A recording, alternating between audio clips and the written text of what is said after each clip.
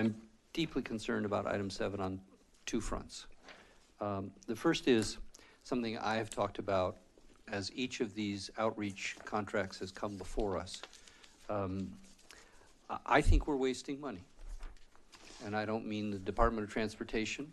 I don't mean this contract. I mean holistically.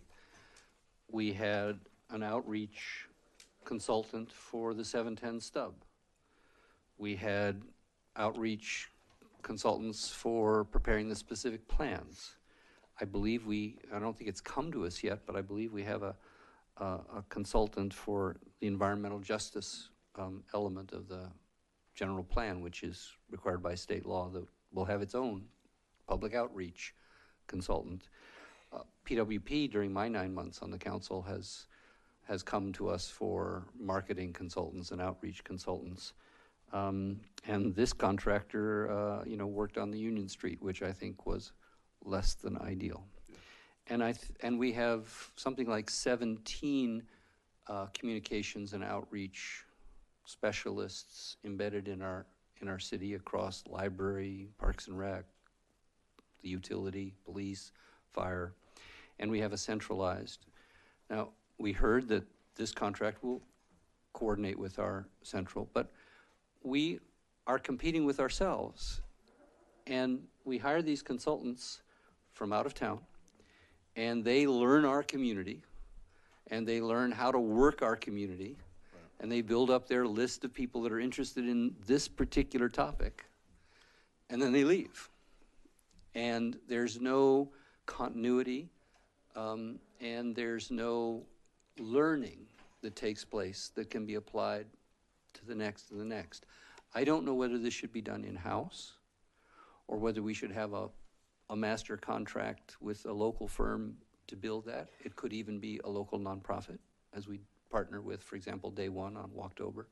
But I think that just these one-offs are not an efficient use of our dollars.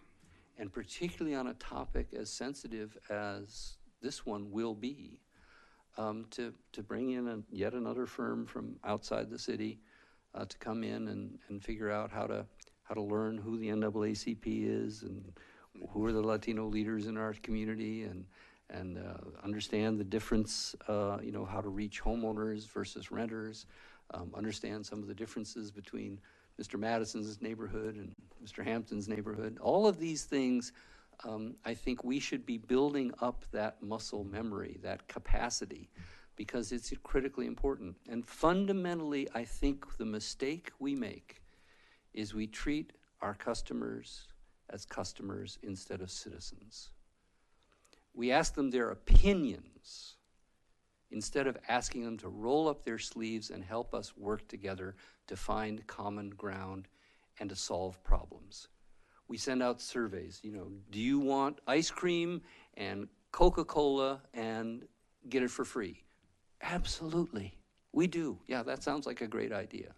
We don't ask them to make the hard trade-offs of talking to people who don't agree with them, people from different parts of the community, people who are radically different in their economic circumstances, to actually talk with each other and learn from each other and build one Pasadena, so that we're not just relying on people who squawk or who are vocal or who are the in crowd, but we really engage the 140,000 people who own this community. It's not the 8 of us.